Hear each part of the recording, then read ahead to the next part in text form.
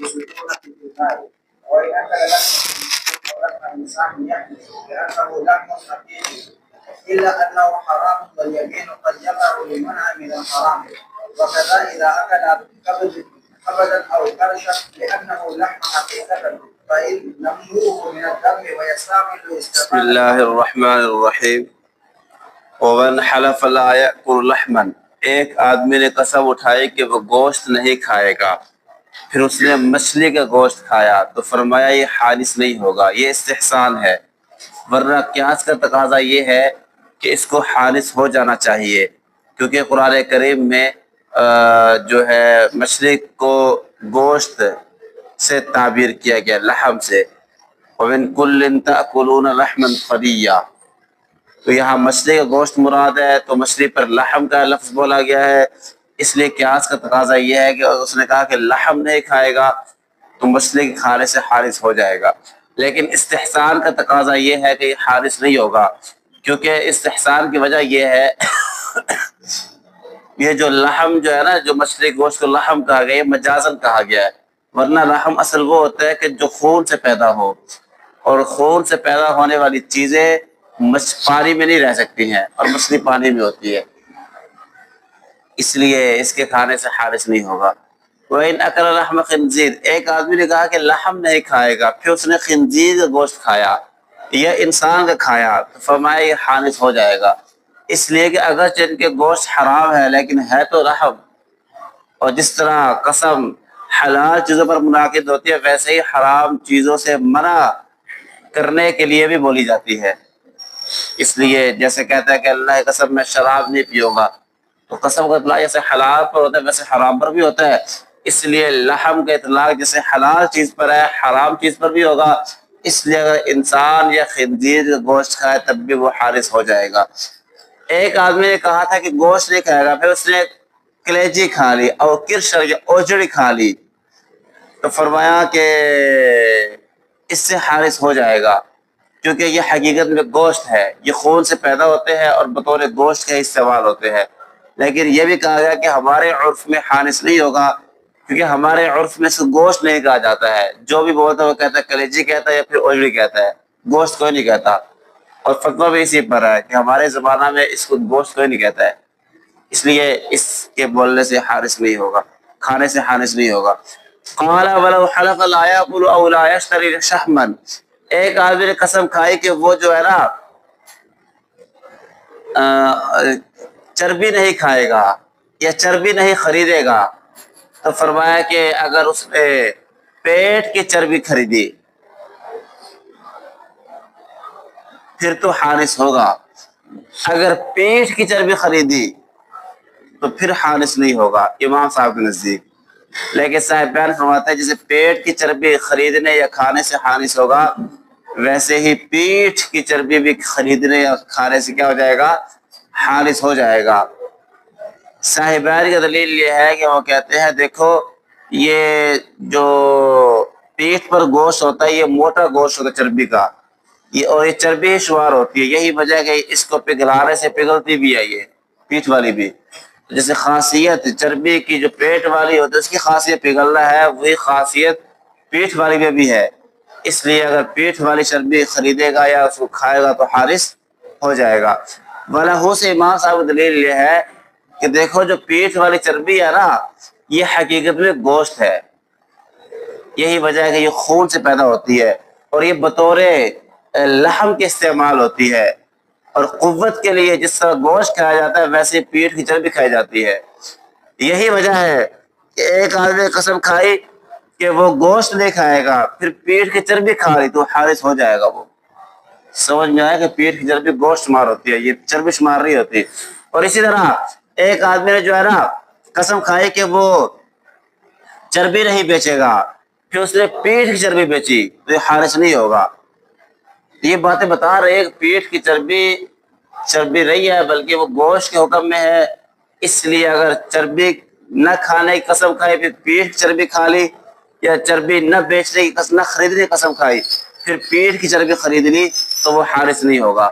وہی اختلاف عربی اعتبار سے، ورنہ جو فارسی ہے فارسی میں چربی کو پیا کہتے ہیں، تو اور اس فارسی والی چربی کا اطلاق صرف پیٹ والی چربی بھی ہوتا ہے، پیٹھ والی پہ نہیں ہوتا. تو عربی لفظ بولا ہے اگر، اس فارسی اگر بولا ہے پھر بالاتفاق پیٹ والی چربی مراد ہوگی، پیٹھ والی مراد نہیں ہوگی.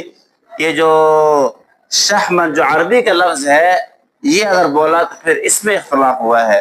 امام صاحب کا نزدیک صرف پیٹ والے شمار ہوگی، مراد ہوگی، اور صاحبہ جیسے جیسے پیٹ والی مراد ہوگی ویسے ہی پیٹھ والی بھی مراد ہوگی. وَلَوْ حَلَفَ لَا يَشْتَرِي أَوْ لَا يَأْكُلُ لَحْمًا أَوْ شَحْمًا، ایک آدمی نے قسم کھائی کہ وہ کیا کہتے ہیں گوشت نہیں خریدے گا، یا یہ قسم کھائی کہ چربی نہیں خریدے گا، یا کھانے کی قسم کھا لی کہ گوشت نہیں کھائے گا، چربی نہیں کھائے گا. تو اس نے کیا کیا؟ دمبے کی چکتی خریدی یا کھائی، تو فرمایا وہ حارث نہیں ہوگا. اس لیے جو دمبے کی جو چکتی ہے اس کو نہ گوشت کہتے ہیں نہ چربی کہتے ہیں، اس کا تیسرا نام ہے، اس لیے اس کے کھانے یا اس کے خریدنے سے وہ حارث نہیں ہوگا. وَمَنْ حَلَفَ لَا يَأْكُلُ مِنْ هَٰذِهِ الْحِنْطَةِ، ایک آدمی نے قسم کھائی کہ وہ اس گندم سے نہیں کھائے گا، تو فرمایا کہ جب تک اس گندم کو چبا کر نہیں کھائے گا تب تک حارث نہیں ہوگا. اگر اس کی اس نے روٹی کھائے تو حارث نہیں ہوگا یہاں تک کہ چبا کر کھائے. لیکن صاحبین فرماتے ہیں کہ اگر اس کی روٹی کھائے گا تب بھی حارث ہو جائے گا، کیونکہ ان کی دلیل یہ ہے عرف کے اندر جو ہے نا گندم کھانے سے مراد روٹی ہی لی جاتی ہے، اس لیے وہ کہتے ہیں روٹی کھائے گا تب بھی حارث ہو جائے گا، گندم چبا کر کھائے تب بھی حارث ہو جائے گا. لیکن امام صاحب فرماتے ہیں دیکھو روٹی کھانا یہ مجاز متعارف ہے، اور بذات خود گندم کو چبانا یہ حقیقت مستعملہ ہے، اور یہ حقیقت ہے بھی صحیح. لوگ دالوں کو بھونتے ہیں، ان کو ابالتے ہیں، ایسے کھاتے ہیں. تو جب حقیقت پر عمل ہے تو حقیقت مستعملہ کے ہوتے ہوئے مجاز متعارف کو نہیں لیا جائے گا. اس لیے حقیقت پر عمل جب ہو رہا ہے معاشرے کے اندر، تو اس لیے اگر گندم چبا کر کھائے گا تو حارث ہوگا، اگر روٹی کھائے گا تو حارث نہیں ہوگا. لیکن صاحبین کے نزدیک روٹی کھانے سے بھی حارث ہو جائے گا اور چبا کر کھانے سے بھی حارث ہوگا، کیونکہ وہ کہتے ہیں اس میں عمومی مجاز ہے. تو عمومی مجاز کی وجہ سے جیسے روٹی کھانے سے حارث ہوگا ویسے ہی چبا کر کھانے سے بھی کیا ہوگا؟ حارث ہو جائے گا. جیسے ایک آدمی کہتا ہے اس گھر میں قدم نہیں رکھے گا، تو قدم رکھنے کا مجاز متعارف تو یہی ہے کہ جوتا پہن کے قدم رکھنا، لیکن اگر کوئی جوتا اتار کے رکھتا تب بھی کیا ہو جائے گا؟ حارث ہو جائے گا. دونوں صورتوں میں کیا ہو جائے گا؟ حارث ہو جائے گا. ایسے یہاں بھی گندم کھائے یا گندم کی روٹی کھائے، دونوں صورتوں میں عمومی مجاز کی وجہ سے حارث ہو جائے گا. قال وَلَوْ حَلَفَ لَا يَأْكُلُ مِنْ هَٰذَا الدَّقِيقِ، ایک آدمی نے قسم کھائی کہ اس آٹے سے نہیں کھائے گا، اس نے آٹے کی روٹی کھائی تو یہ حارث ہو جائے گا، کیونکہ آٹے کو بذات خود کھانا یہ متعارف نہیں ہے، لوگ اس کی آٹے کی روٹی ہی کھاتے ہیں، اس لیے یہاں پر بالاتفاق مجاز مراد ہوگا. یہی وجہ ہے اس نے آٹے کو پھانک لیا تو حارث نہیں ہوگا، کیونکہ متعارف نہیں ہے اور نہ اس پر عمل ہے. وَلَوْ حَلَفَ لَا يَأْكُلُ خُبْزًا، ایک آدمی نے قسم کھائی کہ روٹی نہیں کھائے گا، تو روٹی سے مراد کیا ہوگا؟ گندم کی، جو کی، کس چیز کی؟ مکئی کی. تو فرمایا جو اس شہر والوں کا جو رواج ہوگا، جو عموم ہوگا، اسی چیز کی روٹی مراد ہوگی. اگر اس معاشرے میں، اس شہر میں گندم اور جو کی کھائی جاتی ہے وہی مراد ہوگی، مکئی کھائی جاتی ہے وہی مراد ہوگی، جو کھائی جاتی ہے وہی مراد ہوگی. اور اگر ایک آدمی نے جو ہے نا یہ کہا کہ روٹی نہیں کھائے گا، اور عرف اس معاشرے کا یہ ہے کہ گندم یا جو کی روٹی، اس نے 4 مغز کی روٹی کھا لی تو حارث نہیں ہوگا، کیونکہ ایک تو یہ کہ 4 مغز کی روٹی کو خبز نہیں کہتے ہیں، الا یہ کہ اس کی نیت کر لے 4 مغز کی روٹی کی، تو چونکہ بہرحال روٹی تو ہے، تو اگر نیت کر لے گا پھر اس کا اعتبار کر لیا جائے گا.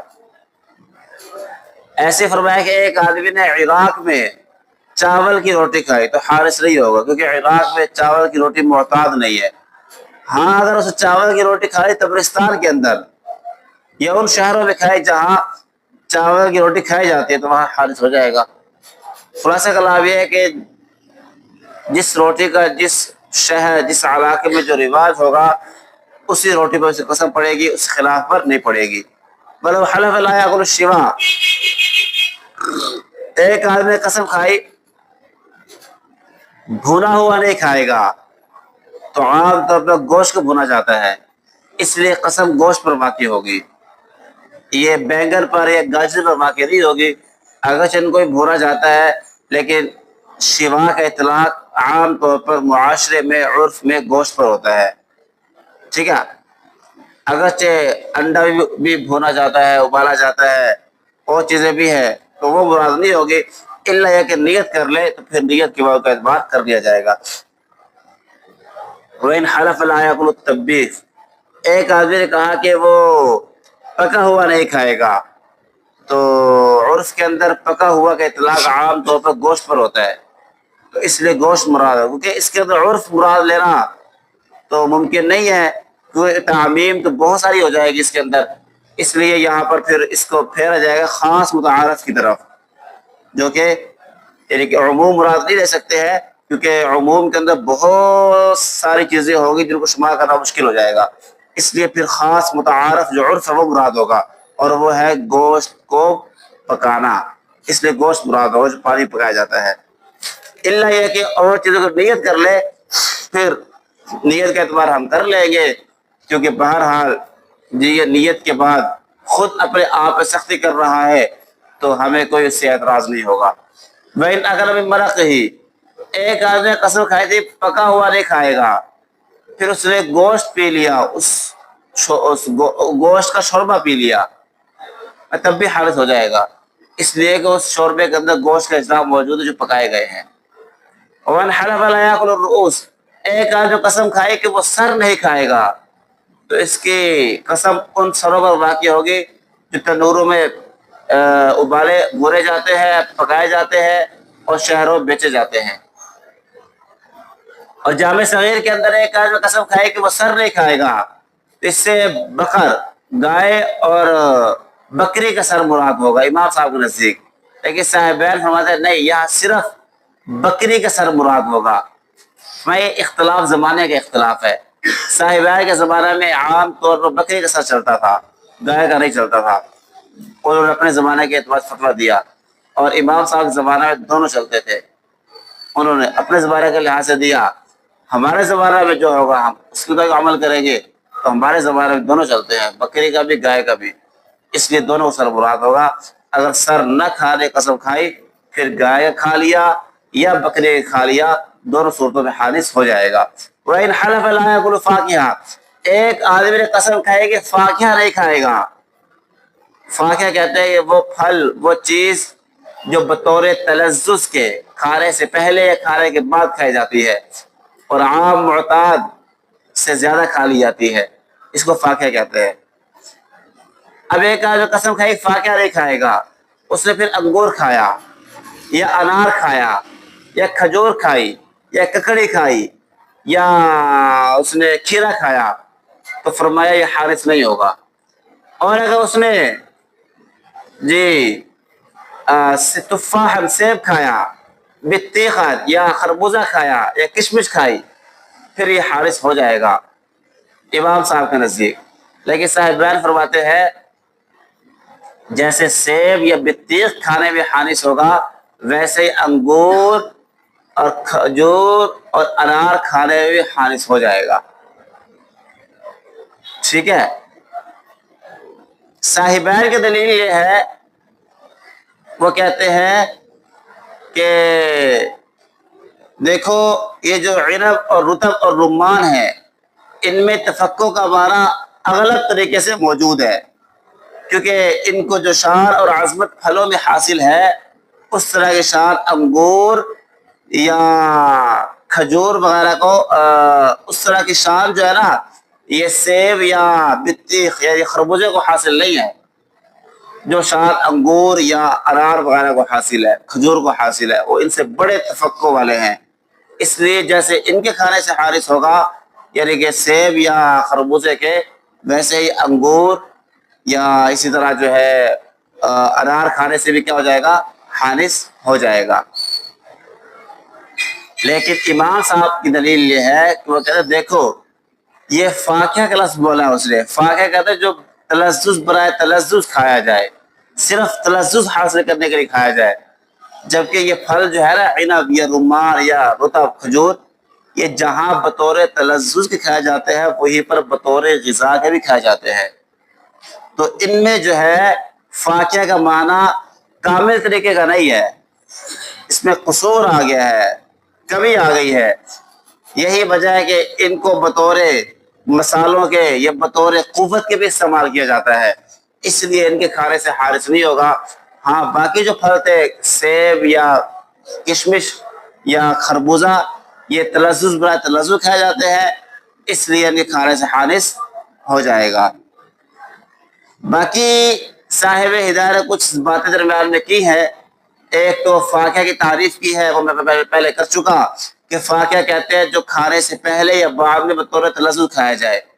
اور مطلب میں آتا رطب کا لفظ, میں رطب کھجور کو کہتے ہیں, یہ عام ہے, کھجور خشک ہو یا تازہ دونوں کا حکم ایک ہے, ٹھیک ہے. لیکن بطیخ جو وطن میں آیا ہے, بطیخ سے مراد تر تازہ خربوزہ ہے. خشک خربوزہ جو ہے وہ اس کا وہ اس معنی میں نہیں ہوگا, ٹھیک ہے. اور باقی جو سبزیاں ہیں, یعنی یہ کیا کہتے ہیں قصہ ککڑی یا خیار یعنی کہ کھیرا, یہ پھلوں میں شمار نہیں ہوگی کیونکہ یہ بقول سبزیاں شمار ہوتی ہے, اور سبزی کہہ کر ان کو بیچا اور کھایا جاتا ہے, ٹھیک ہے. مسئلہ میں آ گئی. تو یہ بات تھی, باقی بات کر چکا.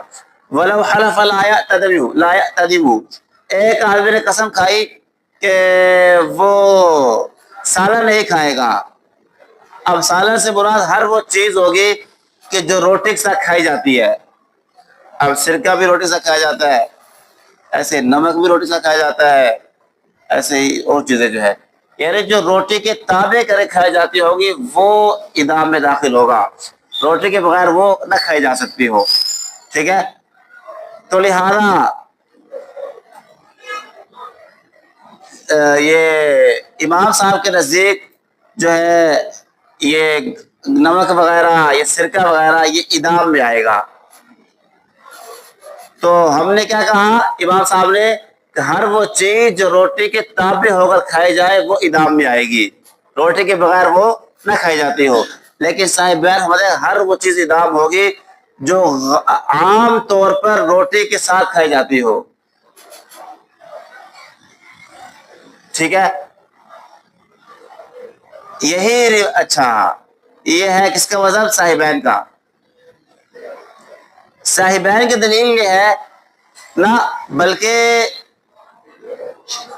یہ مذہب ہے اسرائیل محمد کا, یعنی ہر وہ چیز کہ جو عام طور پر روٹی کے ساتھ ملا کر کھائی جاتی ہو وہ ادام میں آئے گی, قطع نظر اس بات کے وہ تنہا کھائی جا سکتی ہے یا نہیں.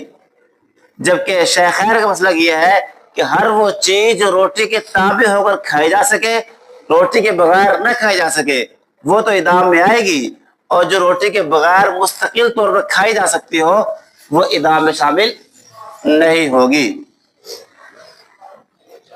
جو امام محمد کا مسلک ہے, بعضوں نے کہا یہی ایک روایت امام ابو یوسف سے بھی ہے.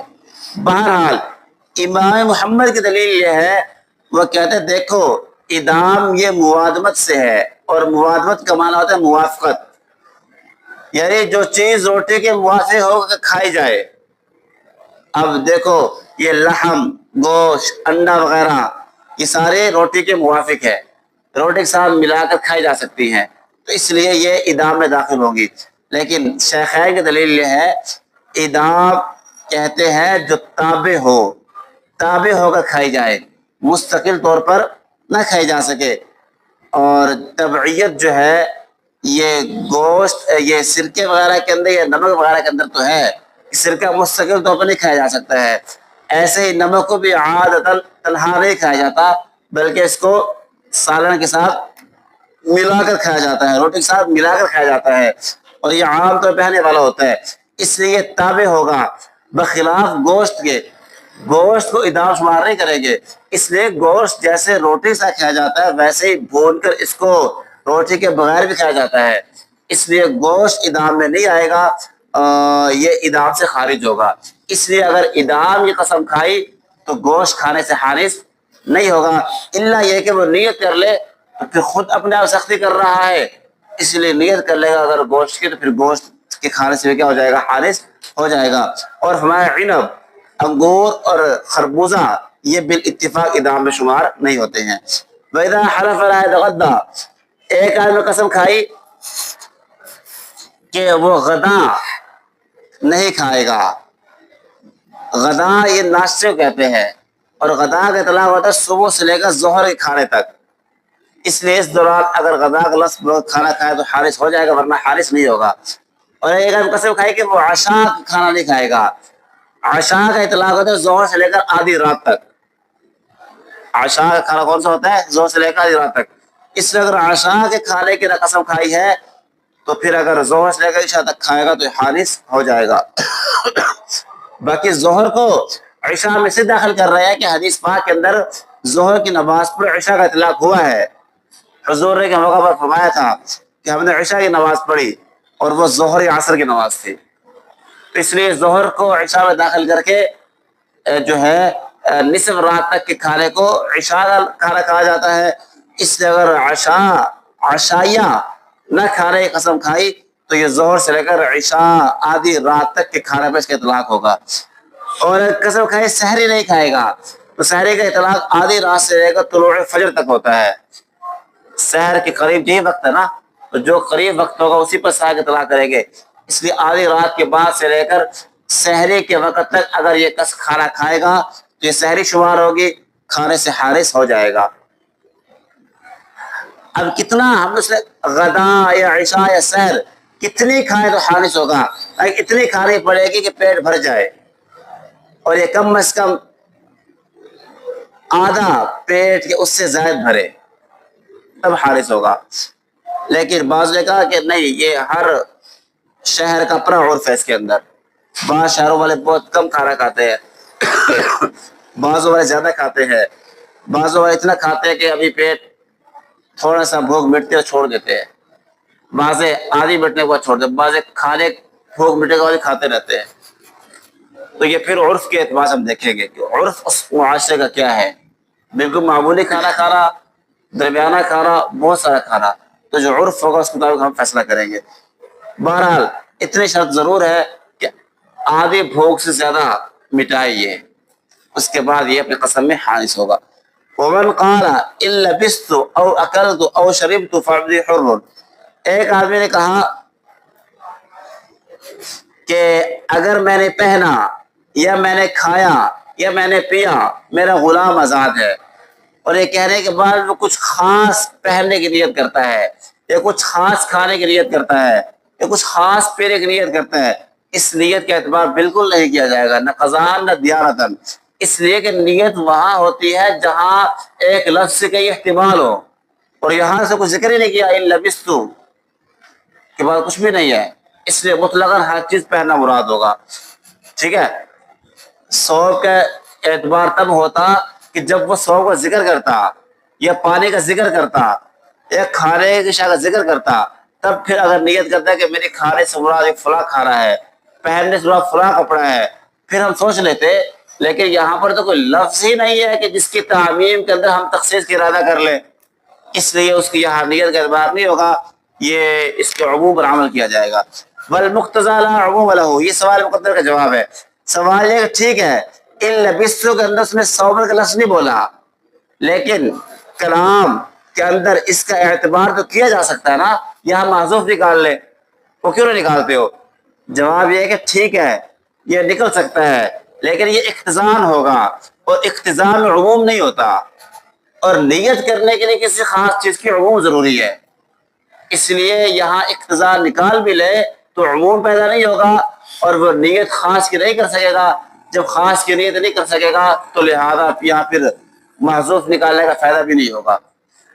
وَإِن قَالَ إِن لَبِسْتُ ثَوْبًا، اگر یوں کہا إِن لَبِسْتُ ثَوْبًا، اگر میں نے کپڑا پہنا، یا أَكَلْتُ طَعَامًا، میں نے کھانا کھایا، شربت شرابًا، میں نے کوئی خاص مشروب پیا، تو یہاں کہتے ہیں کہ میرے کپڑے سے مراد خاص کپڑا وہ فلاں کیٹیگری کا، یا طعام سے مراد فلاں جوس ہے یا فلاں مائع ہے، یا شراب سے مراد یا کھانے سے مراد فلاں کھانا ہے، تو یہاں قزان تصدیق کر دی جائے گی، لیکن دیانتاً تصدیق نہیں کی جائے گی، کیونکہ یہاں نکرہ ہے صوباً اور عموم کو چاہتا ہے، لیکن عموم کا معنی اس میں زبردستی پیدا کیا گیا ہے، ورنہ لفظ تو جو ہے اس میں تخصیص کر لی جائے گی، لیکن لفظ کا جو تقاضا ہے صوباً کا، یہ تقاضا اس بات کا ہے کہ یہاں خاص کپڑے کی نیت درست نہ ہو، لیکن چونکہ اس نے مفعول کو یہاں ذکر کر دیا ہے اور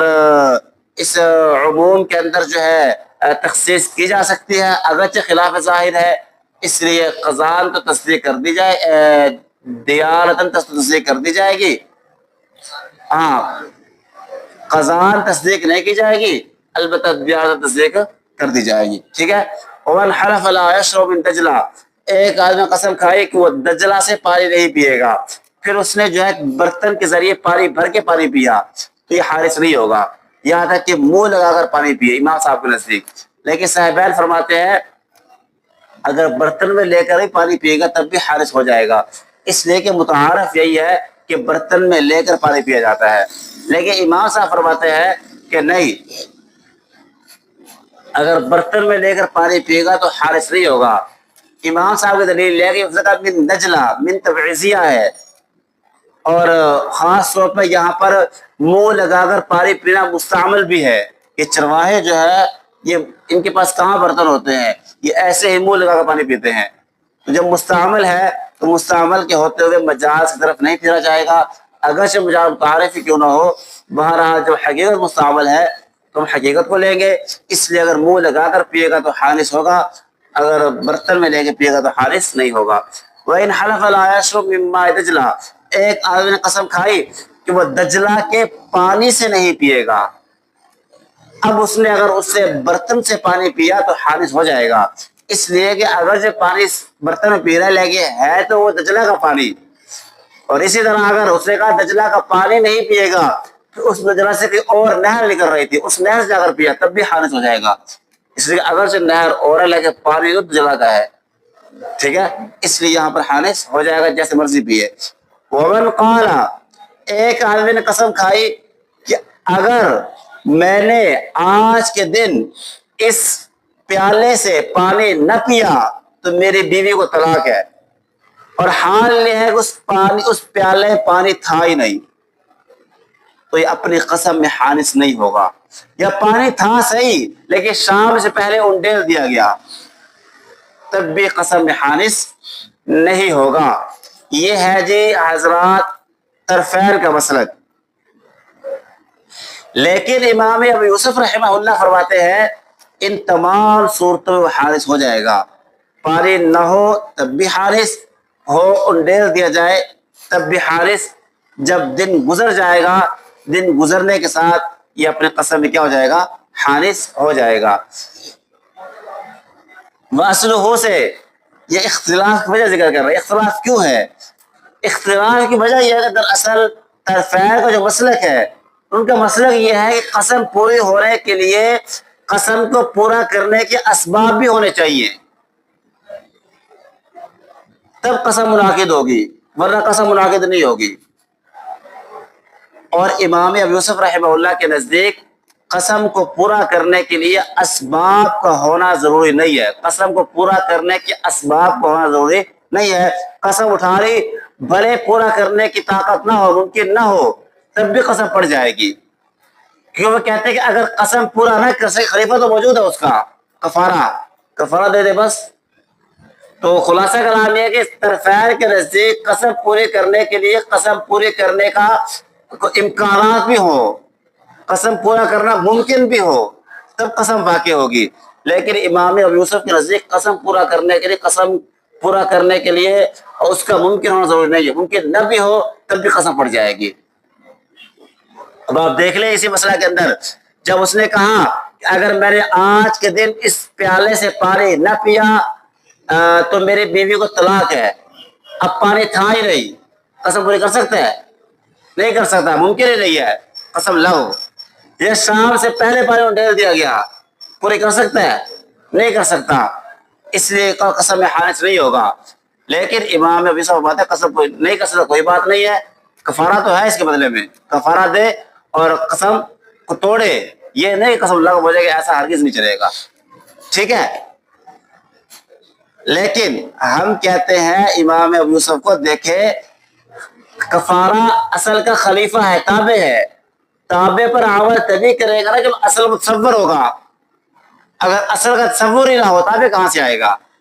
یہی تو وجہ ہے یمین غموس کے اندر اصل کا تصور وہاں پر نہیں ہوتا تو تابع کفارہ بھی نہیں آتا. تو یہاں بھی اصل کا تصور ہی نہیں ہے, پانی ہے ہی نہیں, یا تھا وقت سے پہلے ختم کر دیا گیا, جو اصل کا تصور ہی نہیں ہے, جو تابع کفارہ کہاں سے آئے گا؟ اس لیے کفارہ نہیں ہوگا, یہ قسم حارث نہیں ہوگا. بات سمجھ آ گئی؟ وَلَوْ كَانَتِ الْيَمِينُ مُطْلَقًا, یہ تو یمین تھی, اس نے کہا کہ اگر میں نے آج کے دن پانی نہ پیا, یہ قسم چلے گی کب تک؟ شام تک. شام کے بعد اپنے قسم میں حارث ہونا یا نہ ہونا پایا جائے گا. لیکن ایک قسم مطلق تھی, اس نے یوں کہا اگر میں نے اس کوزے سے, اس پیالے سے پانی نہ پیا تو میری بیوی کو طلاق, یعنی اس میں الیوم کا ذکر نہیں تھا. اب کیا ہوگا؟ تو پہلی صورت میں کہ جب اس میں پانی تھا ہی نہیں, اس صورت میں طرفین کے نزدیک تو یہ حارث نہیں ہوگا. ٹھیک ہے, وجہ آپ سمجھ چکے. اور امام ابو یوسف کے نزدیک فی الفور یہ حارث ہو جائے گا. یہاں شام تک وقت دینے کی ضرورت نہیں ہے, اور نہ ہی شام کو تک اس نے ذکر کیا ہے. اس نے کہا تھا کہ اگر میں نے پانی نہ پیا اور پانی ہے ہی نہیں تو ایک لمحے کا وقت دینے کی بھی ضرورت نہیں ہے, جو ہی قسم اٹھا کر فارغ ہوگا فوراً کیا ہو جائے گا؟ حانث ہو جائے گا. اور دوسری صورت میں, دوسری کون سی ہے؟ یعنی کہ پانی تو تھا لیکن قسم اٹھانے کے بعد انڈیل دیا گیا, اس صورت میں سب کے یہاں یہ حارث ہوگا. کیوں سب کے یہاں حارث ہوگا؟ سب سے پہلے امام ابو یوسف مثلا سمجھے, انہوں نے فرق کیا ہے مطلق اور موقت کے اندر. جب موقت تھا تب وہ کہہ رہے تھے شام کے وقت یہ حارث ہوگا, کیونکہ وہاں وقت میں توسیع دی گئی تھی, اس لیے وہاں پر انہوں نے شام تک اس قسم کو مؤخر کر دیا تھا. لیکن یہاں پر جو ہے شام تک مؤخر کرنے کی ضرورت نہیں ہے. یہاں پر جو ہی قسم سے فارغ ہوگا اور اتنا وقت ملا کہ انڈیلنے سے پہلے پی سکتا تھا, اتنے وقت کے بعد انڈیل دیا گیا تو حارث ہو جائے گا. اگر فوراً انڈیلا, قسم سے فارغ ہوا, اسی لمحے انڈیل دیا گیا تو پینے کا وقت نہیں دیا گیا اس کو, تب بھی حارث ہوگا. یہی بات کیوں؟ اس لیے کہ جب پانی نہیں تھا تب بھی حارث ہو رہا تھا, یہ تو ہے پھر انڈیلا گیا ہے, یہاں تو طریقے ہونا حارث ہوگا. اس کے امام ابو یوسف ان کا مسئلہ وہ پرانا ہی ہے. اتنا سا فرق پڑے گا کہ پچھلے مسئلہ میں وہ حارث ہو رہا تھا شام کے وقت, اور یہاں پر فی الفور آٹومیٹکلی وہ حارث ہوتا چلا جائے گا. اور صاحبین کے نزدیک, طرفین کے نزدیک, ان کے یہاں بھی مسئلہ تو پرانا ہی ہے. البتہ یہاں پہ اتنا کریں گے کہ جب پانی تھا انڈیلا گیا تو ہم اس میں یہ کہیں گے اتنا وقت اگر ملا اس کو کہ پانی پی سکتا تھا, اتنے وقت کے بعد انڈیلا گیا ہے تب حارث ہو جائے گا. اگر اتنا بھی وقت نہ ملا پھر حارث نہیں ہوگا. جیسے ایک آدمی نے قسم اٹھائی پانی نہیں پیے گا, یہ کہنے کے بعد پانی موجود مر گیا, وہ حارث ہو جائے گا, اس لیے کہ اس کے ہوتے ہوئے پانی موجود تھا. اب مرنے سے وہ عاجز ہوا ہے, اس کا اپنا قصور ہے.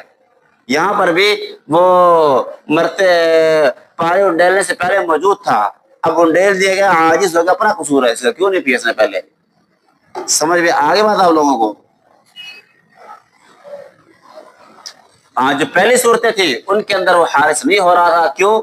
فرق آپ سمجھ چکے کہ وہاں پر وہ عاجز تھا, اس کو پورا کرنا ممکن نہیں تھا, اور اس صورت میں کیا ہے ممکن تھا, اس لیے صورت میں حارث ہو جائے گا.